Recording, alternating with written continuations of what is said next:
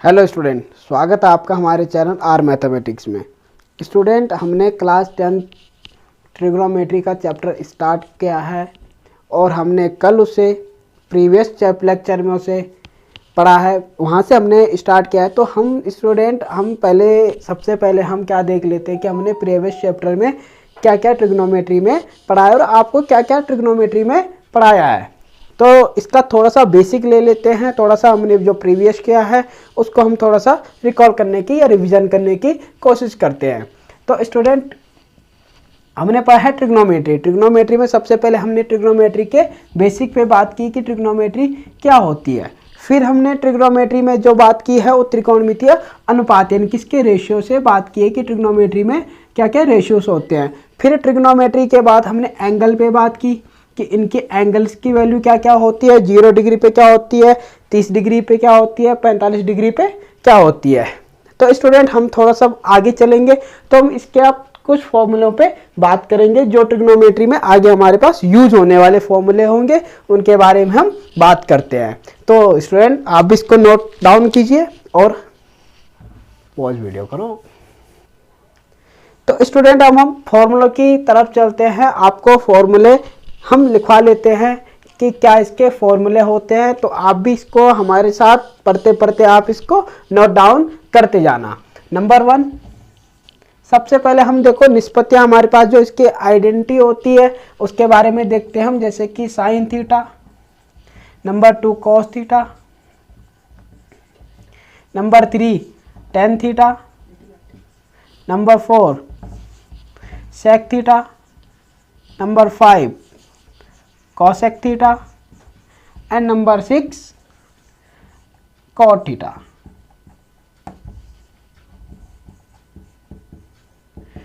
तो स्टूडेंट, हम एक एक करके इन फॉर्मूलों को देखते हैं। स्टूडेंट, हमने आपके पास ये 6 आइडेंटिटी लिखी है, sine theta, cos theta, tan theta, sec theta, cosec theta और कॉट थीटा। तो हम इनके फॉर्मूलों पे हम बात करते हैं। तो हमें पता है कि साइन थीटा का इन्वर्स कोसेक थीटा होता है, कोस थीटा का इन्वर्स सेक थीटा होता है, टेन थीटा का इन्वर्स कॉट थीटा होता है। तो स्टूडेंट, हमने क्या लिखा है, sine theta, cos theta, tan theta, cosec theta और कॉट थीटा। हमें पता है कि साइन थीटा का इन्वर्स क्या होता है, कोसेक थीटा। अब देखो स्टूडेंट, हमारे पास यदि वैल्यू है sine theta is equal to 1 cosec theta, तो हम साइन थीटा को क्या लिख सकते हैं, sine theta into cosec theta is equal to 1। तो हमें बेसिक क्या समझना है कि जिससे हमें जल्दी याद रहे, तो हमें क्या लिखना है, साइन कोस और टेन का हमें क्या करना है, याद रखना और सोचना है कि ये क्या है, इसका इनवर्स है। अब जैसे कि cosec theta is equal to 1 upon sec theta, tan theta is equal to 1 upon cot theta, sec theta is equal to 1 upon sec theta is equal to 1 upon cos theta, cosec theta बराबर 1 upon sine theta and cot theta is equal to 1 upon tan theta. Student, हम इन फॉर्मूलों को क्या कर सकते हैं, proof भी कर सकते हैं कि sine theta is equal to 1 upon cosec ही थीटा क्यों होता है, ये cot theta is equal to 1 upon tan theta ही क्यों होता है।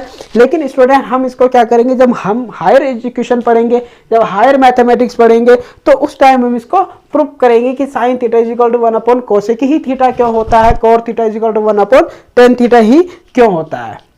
तो हम आगे चलते हैं। स्टूडेंट, 2 फॉर्मूले हमारे पास इसी के बेसिस पे और फॉर्मूले भी है। Number 7 tan theta is equal to हमारे पास लिख सकते हैं हम sine theta upon cos theta and 8वां formula cot theta is equal to cos theta upon sine theta. ये स्टूडेंट हमारे पास काफ़ी यूज में आएंगे, तो आप इनको नोट डाउन कीजिए।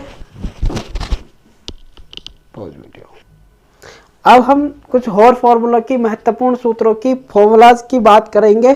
Number 9 sine square theta is equal plus cos square sine square theta plus cos square theta is equal to 1। अब स्टूडेंट, हमसे sine square theta plus cos square theta is equal to 1, अभी मैं इसको part A नाम देता हूँ इसका, अभी हम पार्ट बी में बताएंगे, पार्ट सी इसका 9 का पार्ट ए पार्ट इनकी साइन स्क्वायर थीटा से इस फॉर्मूले से हम कितने फॉर्मूले हम बना सकते हैं। Number 10 1 plus cot square theta is equal to cosec square theta और 1 plus sec square theta is equal to tan square theta.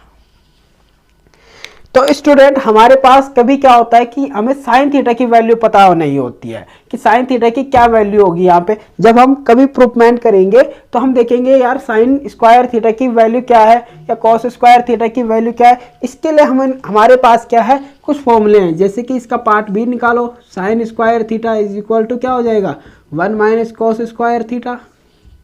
C part निकालो, cos square theta is equal to 1 minus sine square theta. And हम यहाँ से एक और फॉर्मूले भी निकाल सकते हैं, sine theta is equal to root 1 minus cos square theta. और लास्टली हम क्या कर सकते हैं, cos theta is equal to 1 under root 1 minus sine square theta. तो हम आगे चलते हैं 1 plus cot square theta is equal to cosec square theta में। तो इज इक्वल टू हम 1 की वैल्यू कैसे निकाल सकते हैं, cosec square theta minus cot square theta is equal to 1। फिर कॉट स्क्वायर थीटा की वैल्यू भी हम निकाल सकते हैं, कोसेक स्क्वायर थीटा माइनस 1। फिर हम यहाँ से कोसेक थीटा की वैल्यू भी निकाल सकते हैं। कोसेक थीटा की वैल्यू क्या होगी 1 plus cot square theta. Cot theta की वैल्यू भी निकाल सकते हैं 1 कोसेक स्क्वायर थीटा माइनस 1। इसी प्रकार से हम 1 प्लस सेक स्क्वायर थीटा में चलेंगे, sec square theta 1 plus sec square theta is equal to tan square theta. 1 की वैल्यू हम यहाँ से निकाल सकते हैं, tan square theta minus sec square theta is equal to 1। हम यहाँ से 10 की वैल्यू भी निकाल सकते हैं या फिर सेक की वैल्यू हम पहले निकालने के लिए, sec square theta is equal to 10 square theta minus 1। And 10 theta की वैल्यू हम निकाल सकते हैं, 10 theta is equal to root 1 plus sec square theta. And student हम क्या कर सकते हैं, हमें अगर इतने फॉर्मूले याद नहीं है तो हम केवल sine square theta plus cos square theta is equal to 1 होता है, तो इसी से हम इसकी वैल्यू क्या कर सकते हैं, फाइंड कर सकते हैं। Sine square theta is equal to 1 minus cos square theta solve करके यदि हमें 1 plus cot square theta is equal to cosec square theta पता है तो हम इसको cosec square theta minus 1 cot square theta is equal to 1 निकाल सकते हैं। तो हमारे कहने का मतलब है कि आप क्या कर सकते हो, इन फॉर्मूलों को याद कर सकते हो और इन फॉर्मूले को याद करके आप इनकी वैल्यूज भी निकाल सकते हो, जो कि अब हम नेक्स्ट फॉर्मूला की तरफ मूव करते हैं। नंबर 1 देखो स्टूडेंट, ये फॉर्मूले हमारे पास बनाए जा सकते हैं। थोड़ा सा मैं आपको एक कोई भी चीज़ होती है वो क्या होती है 360 डिग्री के एंगल में हमारे पास रोटेट होती है, यानी कि 360 डिग्री की हमारे पास कोई भी चीज़ होती है तो ये 0 से स्टार्ट होता है 0 डिग्री, फिर ये 90 डिग्री, फिर ये 180 डिग्री, फिर ये 270 डिग्री एंड लास्टली हमारे पास क्या होता है 360 डिग्री। यानी कि कोई भी हमारे पास एंगल होगा वो पूरा रोटेट करेगा तो वो कितने डिग्री का 360 डिग्री का एंगल में रोटेट करेगा। यानी कि हम केवल फर्स्ट, इसको हम क्या करते हैं चतुर्थांश, क्या कहते हैं चतुर्थांश। तो first second third and fourth, जिसे हम इंग्लिश में क्या कहते हैं क्वाड्रिलेटरल कहते हैं। तो यानी कि फर्स्ट सेकंड थर्ड और फोर्थ। अब देखो हमारी केवल जो हाई स्कूल यानी कि 10th क्लास की मैथमेटिक्स है वो केवल हमारे पास क्या है 0 से 90 डिग्री के ही अंदर है। और जब हम हायर मैथमेटिक्स पढ़ेंगे या फिर जब हम एलिमेंट्री मैथमेटिक्स में क्लास 11 तो 12th की मैथ पढ़ेंगे तो हमारे पास क्या होगी 90 डिग्री से एवब हमारे पास क्या होगी ये एंगल्स हमको डिफाइन हो जाएंगे और हम इसको क्या करेंगे अच्छी तरह से पढ़ पाएंगे और अच्छे से डिफाइन कर पाएंगे। तो स्टूडेंट हम क्या करते हैं फिलहाल अभी 0 से लेकर 90 डिग्री के बीच का एंगल देखते हैं। तो 0 से 90 डिग्री का बीच का एंगल में देखो यहाँ से क्या करेंगे हम 90 डिग्री माइनस थीटा, यानी कि कहीं पे अब देखो ये डिग्री है तो यहाँ कहीं कोण जा रहा है, कोण का यानी कि एंगल जा रहा होगा, एंगल के लिए हमने क्या माना है थीटा माना है, थीटा ही क्या करेगा डिनोट। अब देखो ये क्या होती है थीटा एक हमारे पास क्या हमने एक कांस्टेंट लिया है कि ये सर थीटा है, हम कांस्टेंट भी ले सकते हैं, ए है, हम बी भी ले सकते हैं, लाइक जैसे भी हमारे पास कहीं कंसेप्ट होगा उस हिसाब से हम क्या लेंगे, एंगल लेंगे। लेकिन ये कांस्टेंट क्या होता है, थीटा की ही एंगल ही हमको दिखाता है। तो स्टूडेंट हम आगे बढ़ते हैं, थोड़ा सा आगे बढ़कर हम देख लेते हैं 90 डिग्री माइनस थीटा में, यानी कि sine 90 degree minus theta, cos 90 degree minus theta, tan 90 degree minus theta,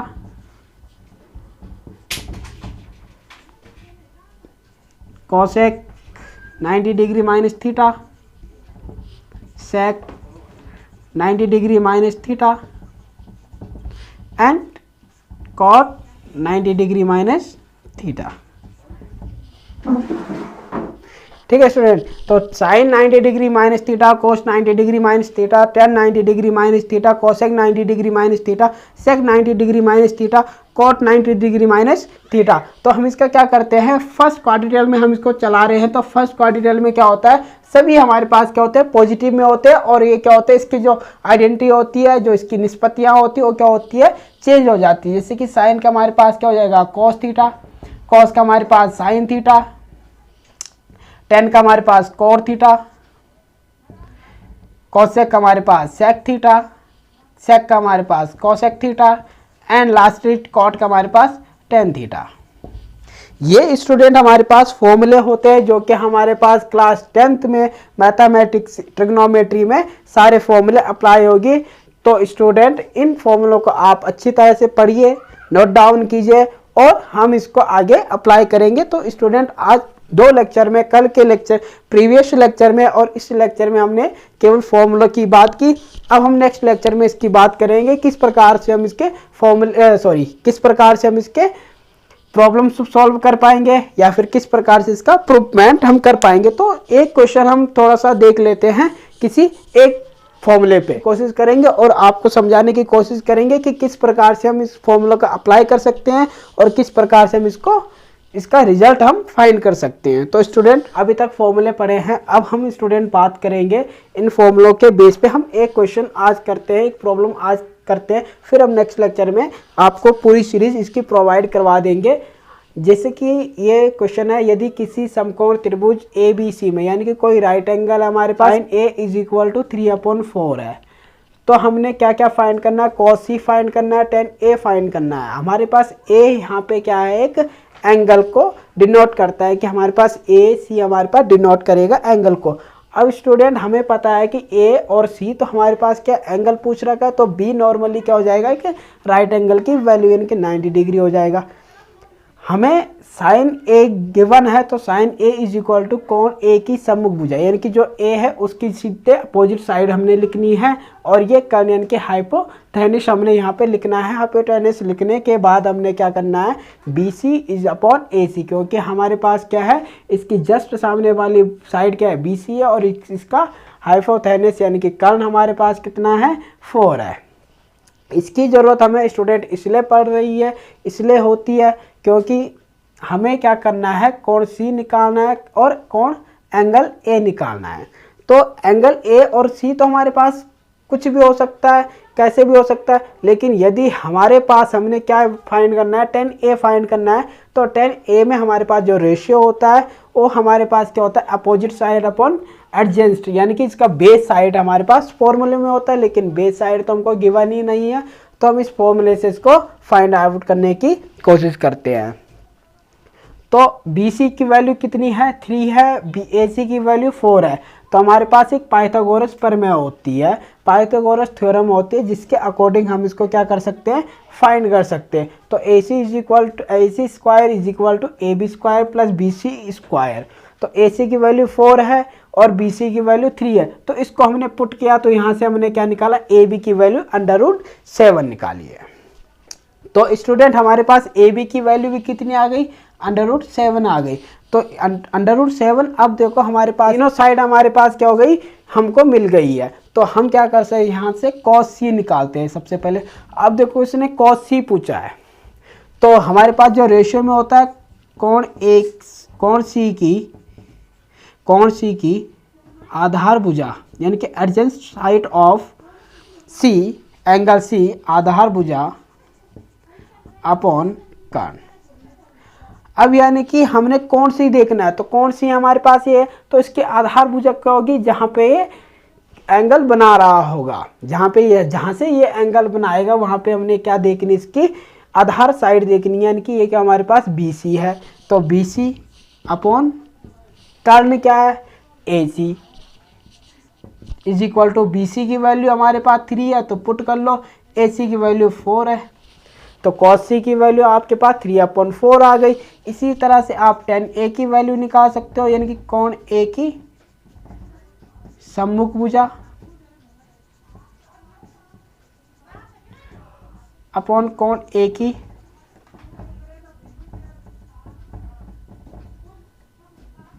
आधार भुजा। कोण A की सम्मुख भुजा हमारे पास क्या है, जो A की अपोजिट साइड है वो क्या है BC हो गया, और इसकी आधार भुजा हमारे पास यानी कि एडजेसेंट साइड क्या है AB। तो इन दोनों की वैल्यू पुट कर लो, BC इज इक्वल टू 3 और AB इज इक्वल टू √7।